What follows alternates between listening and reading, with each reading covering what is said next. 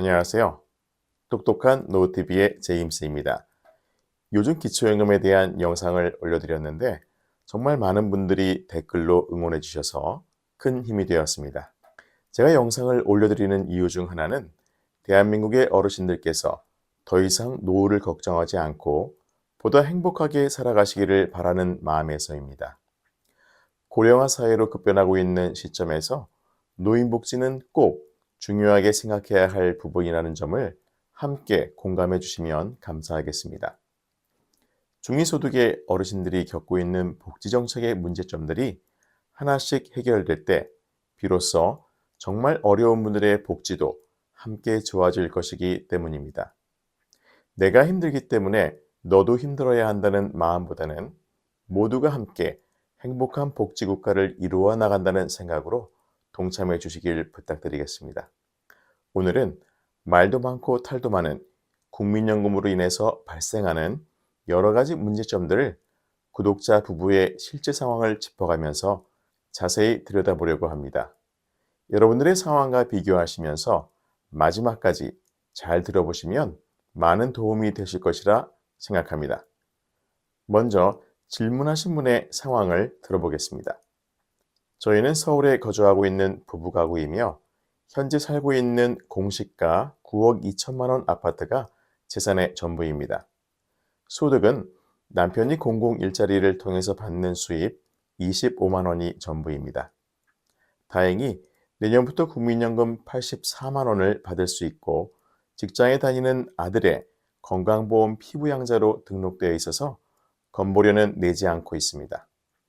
앞으로 국민연금을 받게 되면 피부양자 자격 유지와 기초연금 수급에는 문제가 없을까요? 자, 모든 상황을 정리해서 들어보면 그렇게 나빠 보이지는 않습니다. 하지만 하나씩 계산을 해보니 내년부터 받게 될 국민연금 84만 원 때문에 피부양자와 기초연금 수급에 빨간불이 들어왔습니다. 공적연금인 국민연금으로 인해 심각한 피해를 입으실 수도 있다는 것을 지금부터 설명해 드릴 테니 끝까지 잘 들어보시기 바라겠습니다. 오늘 의뢰인 부부처럼 국민연금 수급 개시를 앞두고 피부양자 자격을 유지할 수 있을지 걱정하시는 분들이 참 많으십니다. 그 이유는 2022년 9월부터 시행된 건강보험 피부양자 2단계 개편안으로 피부양자 소득 요건이 이전보다 훨씬 강화되었기 때문입니다. 현재 의무가입 대상인 우리나라의 건강보험 가입자는 크게 세 가지 그룹으로 나눌 수 있습니다. 첫 번째, 직장가입자, 두 번째, 지역가입자, 그리고 마지막으로 피부양자입니다. 직장가입자는 소득에 대해서만 건보료를 부과하는 데다 직장에서 절반을 부담하고 있지만 지역가입자는 소득 이외에 재산과 자동차까지 건보료를 부과하고 있으며 직장에서 부담해주지 않고 본인이 전액을 납부해야 하므로 직장 가입자에 비해 큰 부담이 아닐 수 없습니다. 그렇다면 피부양자는 어떨까요? 피부양자는 직장에 다니는 자녀나 가족에게 생계를 의존하는 사람으로서 건강보험 혜택은 똑같이 받을 수 있습니다. 또한 직장 가입자인 자녀의 피부양자로 등록해도 자녀의 건보료는 오르지 않고 그대로 유지가 되니 할 수만 있다면 피부양자 자격을 유지하는 것이 어르신들께는 최상의 선택이 아닐 수 없습니다. 피부양자 자격이 되려면 보건복지부령으로 정한 소득, 재산, 부양요건 등의 기준을 모두 충족해야 합니다. 먼저 건강보험 2단계 개편안이 시행된 2022년 9월부터는 3,400만 원 이하였던 소득 요건이 2천만 원 이하로 대폭 강화가 되었는데요. 오늘 의뢰인 부부께서는 내년부터 국민연금 84만 원을 받을 예정이기 때문에 기본공제 없이 연간 합산 소득으로 계산을 해보면 1,008만 원이므로 피부양자 소득 요건에는 큰 문제가 없을 것으로 판단됩니다. 다음은 재산 요건을 확인해 보겠습니다. 현재 피부양자 재산 요건은 과세표준 5억 4천만 원 이하이고 만일 과세표준이 5억 4천만 원을 초과하고 9억 이하일 경우 연간 합산 소득이 1,000만 원 이하라는 조건을 충족할 경우 피부양자 자격을 유지할 수 있습니다. 그렇다면 과세 표준은 어떻게 계산해야 할까요? 과세 표준은 토지의 경우 공시가 70%이고 아파트는 공시가의 60%에 해당합니다. 따라서 오늘 의뢰인 부부가 소유하고 있는 공시가 9억 2천만 원 아파트의 과세 표준은 60%인 5억 5,200만 원입니다. 따라서 의뢰인 부부의 과세 표준 5억 5,200만 원은 피부양자 재산인 5억 4천만 원을 초과하기 때문에 연간합산 소득이 1천만 원 이하일 경우에만 피부양자 자격을 유지할 수가 있는데요. 처음에 계산했던 의뢰인 부부의 연간합산 소득, 즉 내년부터 국민연금의 1년 합계가 1,008만 원이므로 기준금액 1천만 원을 초과하게 됩니다. 따라서 오늘 의뢰인 부부께서는 내년에 국민연금을 받게 되신다면 피부양자 자격을 상실하고 지역 가입자로 변경될 것으로 예상됩니다.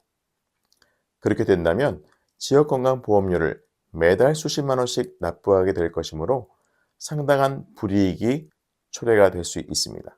그럼 다음으로는 기초연금 수급에는 문제가 없을까요? 기초연금 수급 가능 여부를 확인하기 위해서는 부부의 소득 인정액을 확인해야 합니다. 소득 인정액을 구하는 공식은 소득평가액 플러스 재산의 소득 환산액입니다. 먼저 국민연금은 피부양자 계산과 마찬가지로 기본공제 없이 100% 소득평가액에 반영되므로 그대로 84만 원이고 공시가 9억 원 아파트는 지역별 기본공제 대도시 기준 1억 3,500만 원을 차감하면 7억 8,500만 원이고 여기에 소득환산율 4%를 곱하면 3,140만 원, 이것을 다시 12개월로 나눠주면 재산의 소득 환산액 261만 6천 원이 됩니다. 따라서 소득 인정액은 소득평가액 84만 원과 재산의 소득 환산액 261만 6천 원을 더하면 345만 6천 원이 되겠습니다. 따라서 2023년 기준으로는 부부가구 선정기준액 323만 2천 원을 초과함으로써 기초연금 수급 자격에서 탈락이고 내년에 선정기준액이 인상되더라도 국민연금 연계감액과 부부감액 대상이기 때문에 기초연금은 못 받는다고 생각을 하셔야 합니다. 결국 오늘 의뢰인 부부께서는 내년에 국민연금 연간 합산소득이 1,008만 원이기 때문에 소득요건 1천만 원을 초과해서 피부양자 자격을 상실하게 되고 국민연금 84만 원으로 인해 기초연금까지 탈락할 것으로 예상됩니다. 그렇다면 만일 국민연금이 아닌 사적연금이라면 어떻게 되었을까요? 피부양자 자격을 계산할 때나 건강보험료를 계산할 때는 사적연금에는 건강보험료를 부과하지 않고 있습니다. 건강보험료는 공적연금인 국민연금, 공무원연금, 사학연금, 군인연금, 별정우체국연금에 부과하게 되어 있습니다. 또한 사적연금은 국민연금 연계감액 대상이 아니기 때문에 공적연금에 비해서 기초연금 수급에도 훨씬 유리하다고 할 수 있습니다. 이러한 안타까운 경우가 발생하지 않기를 바라지만 건강보험, 국민연금, 기초연금들 간의 상관관계를 잘 이해하고 알지 못한다면 당장 나에게도 일어날 수 있는 일이라고 생각합니다. 지역가입자로 변경이 되어 건보료를 내야 하고 그나마 받을 수 있을 것이라 예상을 했던 기초연금까지 탈락을 하게 된다면 내가 열심히 벌어서 10년 이상 장기간 납부한 국민연금이 오히려 나의 노후 생활에 도움이 되기보다는 독이 될 수도 있다는 사실은 참으로 안타까운 일입니다.